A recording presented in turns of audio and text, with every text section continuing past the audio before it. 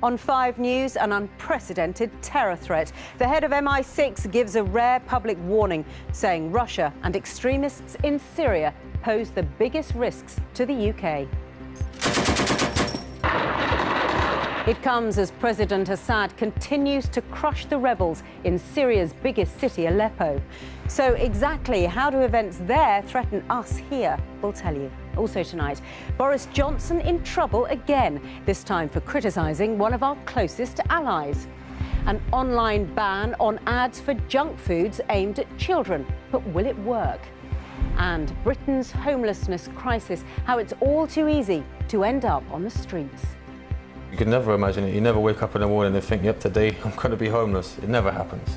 You never wake up thinking it, and you always think you're the last person that it could happen to.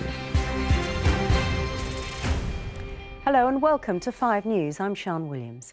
The new head of Britain's security services says the scale of the terrorism threat to the UK is unprecedented. Alex Younger said a dozen terrorist plots had been foiled in the past 3 years, but the risks from places like Iraq and Syria remained profound. In his first public speech as head of MI6, he also said cyber attacks were becoming increasingly dangerous. Our political editor Andy Bell was given rare access into MI6 and sent us this report.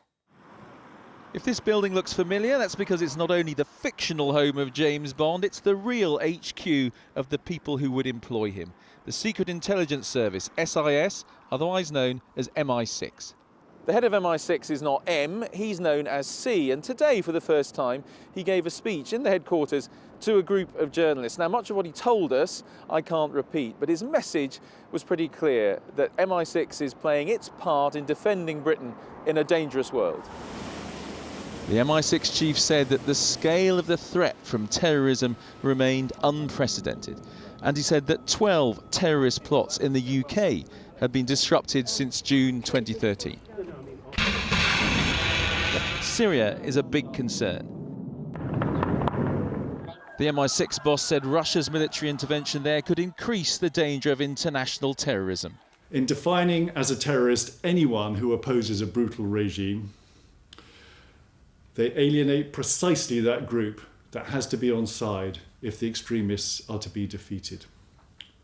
Meanwhile, in Aleppo, Russia and the Syria regime seek to make a desert and call it peace.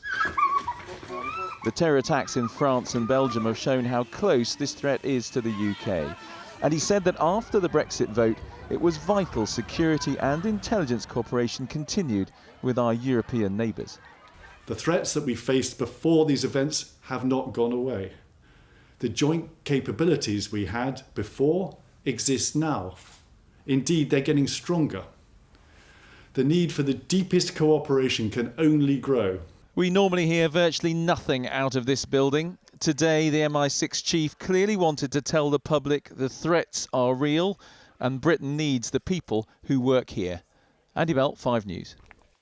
Andy Bell reporting. While the security services here deal with the fallout from the Syrian civil war, the toll it's taking on residents just gets worse. We've seen all too many images like these taken over the last 3 weeks during the government's assault on the beleaguered city of Aleppo as troops try to wrest control back from the rebels.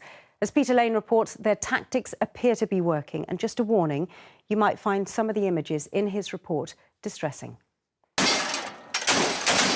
The Syrian army released these images as it claimed to have retaken around 3/4 of rebel-held eastern Aleppo. Its 3-week-long offensive into rebel territory now said to be at a decisive stage. Syria's president himself describing this advance as a huge step towards ending the country's 5-year-long civil war. And feeling the momentum, the country's Minister of Reconciliation said, "Victory in Aleppo is a strategic one. It will change the way for a political settlement." but pictures from the air, again released by the government, show the ghost that Aleppo now is. The city once described as the beating heart of Syria's commerce and culture, laid bare as a patchwork of ruins. People may talk about the fog of war, but in the murky light after another airstrike, it is clear that the suffering continues for those caught between government forces and the rebels. These pictures posted to social media show the white helmets of volunteer rescuers moving through the rubble.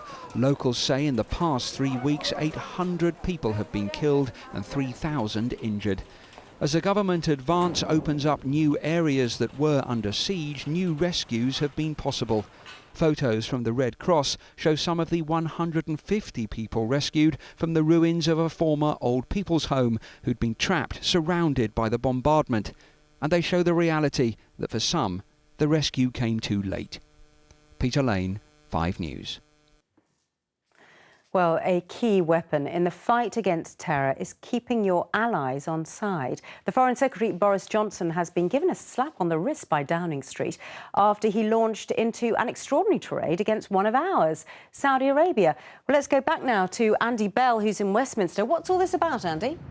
Well, last week, Sian, Boris Johnson was in Italy. He was speaking at an event. It wasn't public, but it seems his comments were recorded. They've only just come to light. This is part of what he had to say about the Iranians and Saudi Arabia. You've got the Saudis, the Iran, everybody moving in and puppeteering and playing proxy wars. And it's a tragedy to watch it. We need to have some way of encouraging visionary leadership in that area. Now, Downing Street is relaxed about Boris Johnson saying the Iranians are meddling in the Middle East, but Saudi Arabia is a different matter. Today, the Prime Minister's official spokesman has said the Foreign Secretary's views on this are his own and not those of the government, which are pretty extraordinary when you think about it. Now, the fact is that Boris Johnson has had his differences with Number 10. Is this another mark of a little bit of a different way of the way that Boris Johnson does his job as Foreign Secretary, a bit more freewheeling? Whatever it is, it's caused some tensions, some difficulties with an ally, and just on top of that, Boris Johnson is off to Saudi Arabia this weekend. Andy, thanks very much. Let's take a look at some other news now. And Sports Direct has announced a big fall in profits. In the first half of the year, they dropped by a third to just under £150 million, largely because of the fall in the value of the pound. The company has also been hit by a number of controversies surrounding its working practices. And Britain's largest police force has confirmed it's investigating historical claims of sexual abuse at football clubs in London. Scotland Yard hasn't said which clubs are involved or how many allegations have been made. 10 men, 1 woman, and one of the most controversial yet important cases in British legal history. The Supreme Court justices heard the final arguments today in the Brexit legal challenge. They've got to decide whether government ministers have the right to trigger the start of the leaving process or whether they need MPs' approval first. Well, one QC said that was an easy decision, so easy that a child of 6 could understand it. Let's catch up with Layla Hayes. So, Layla, a child of 6, is that QC right? Well, look, there's no doubt this is a very complex case. We've had 4 days of hearings. We've heard from a number of interested parties. And the government's case is this, that the Prime Minister, Theresa May, can use prerogative powers to trigger Article 50 herself. But today we heard from a number of lawyers who said that simply isn't the case. This is what the lawyer for the Welsh Government had to say. This is elementary. A child of 6, with respect, could understand this point. If... That's very well put. My Lord, I say a child of 6 could understand this point because if you tell a child it can't go out and play in the garden, but it can play in the house, it has no power, the analogue, to going out in the garden. And what he's trying to say here is that the government may want to use these prerogative powers, but they can't simply ignore laws passed by Parliament. Well, Gina Miller, who of course brought this case in the beginning, arrived at the Supreme Court this morning, flanked by 2 bodyguards. She, of course, has come under intense scrutiny and has even had death threats. But after the case ended today, this is what she had to say. The enormity of the case in that it would set a precedent, though that the government could use a prerogative to take away rights on the domestic plane, is really does come home when you sit and hear all the arguments. Well, the case is now over, but next week the 11 justices will be back in the Supreme Court to begin lengthy and private deliberations. Their ultimate written judgment is expected in January. Layla, thanks very much. Hundreds of police officers have been accused of abusing their power to sexually exploit vulnerable victims of crime. A report by inspectors in England and Wales found that more than 400 complaints were made over the course of 2 years, many by victims of domestic abuse. Less than half of cases were referred to independent investigators. Dominic Reynolds reports. PC Stephen Mitchell sexually assaulted women while in uniform and on duty. PC Stephen Walters gave a woman a lift in his patrol car and then assaulted her. PS Paul Banfield assaulted a woman being held in a police cell. Their victims thought they were safe with a policeman. But they're just 3 examples of officers abusing their position to sexually exploit. The police watchdog has found allegations running into hundreds. A protector is turning to abuser, and that for me is a matter of very serious concern. It is serious corruption, it's serious exploitation, it's serious criminality. In the 2 years to March, there were 436 reported allegations of sexual abuse in England and Wales by police, in which 334 serving officers were accused. And 39% of those allegations involved women who were already victims of domestic abuse. And those are the cruelest crimes, says charity boss Polly. Just try and imagine, she says, you've got an abusive partner and you've plucked up the courage to go to the police. Everything you've been through has been about a relationship of trust that has turned into a living hell.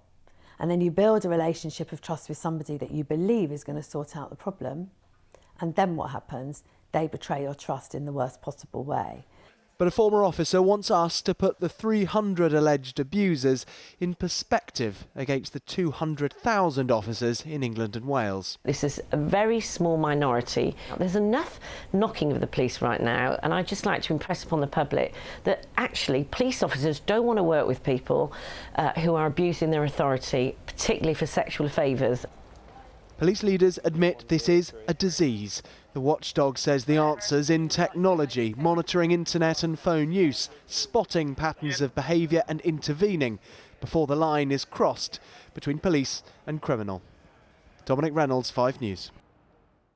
Coming up on 5 News, why parents want an online ban on junk food ads aimed at children.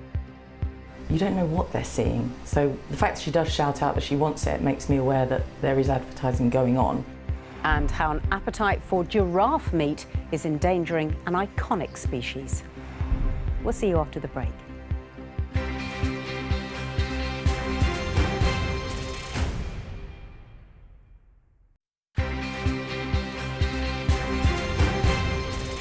Welcome back. You're watching 5 News.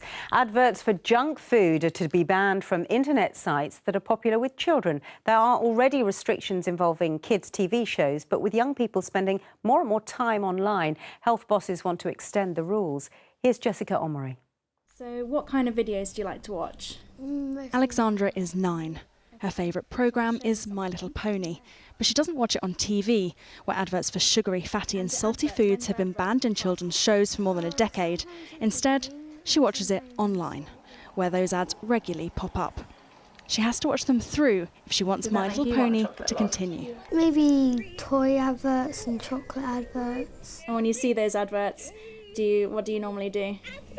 I go and ask Mummy if I can have them. Yeah. What does she say? Mostly no. Her mum Tracy limits the chocolate and fizzy drinks Alexandra is allowed, but she worries about what her daughter is seeing that she isn't. When she's watching the TV, I know what she's watching, I'm in control, but not now so much because kids are on their tablets or their phones. They're kind of on their own watching it, so you have to rely on them to be aware, but they get sucked in. They're an impressionable age, so they listen to it and they want it and they ask for it. The new rules will ban adverts for food and drink deemed unhealthy from targeting children online. It will mean an end to characters like Tony the Tiger and Coco the Monkey, and will apply on all media where children make up a quarter of the audience. Well, we're certainly going to see a significant reduction in children's exposure to ads for food and soft drinks high in fat, salt or sugar. but no one should expect that this is a silver bullet to deal with the obesity problem we have in the UK. So not a quick fix, but a step that charities say doesn't go far enough. We need it to be extended to cover family-based programmes as well. So adults might make up the majority of the audience, but there's still a very high number of children watching. So The X Factor, Britain's Got Talent, there'll be 2 examples. The new rules come into action in July. Until then, Alexandra is enjoying chocolate in moderation, resisting the ads, and with Mum's permission, having a bite a day until Christmas. Jessica Omery, 5 News. Now, they are as unmistakable as they are iconic, a frequent sight in safari zoos and on our television screens too. But conservationists say giraffes are facing what they call a silent extinction. In the last 30 years, numbers have plummeted, largely unnoticed, to fewer than 100,000 in the world. Warren Nettleford reports. They're distinctive and easily recognisable. As the world's tallest land mammal, giraffes are always able to stand out. But conservationists are now being made to take notice for a very different reason. Giraffes, for the first time, are now vulnerable to extinction. So the combined impact of human population growth, climate change, poaching has had a devastating effect. But what we need to do is work closely with governments, with NGOs, with international support to apply really good conservation measures. The figures are alarming and stark. Giraffe numbers have gone from 155,000 in 1985 to 97,000 in 2015. 50% of all the giraffes left in the world now live in southern Africa. In Central and East Africa, giraffe populations are decreasing, and in West Africa, there are now only 450 left of one type of giraffe. Here at London Zoo, where they undertake animal research, they say for too long the plight of giraffes has been ignored. I think in the media all the time we hear about the threats to rhino, to elephants, even pangolins.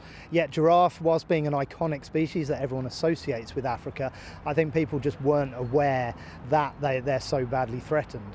We may marvel at their size and their beauty, but hunters target them for medicinal purposes and also for their meat.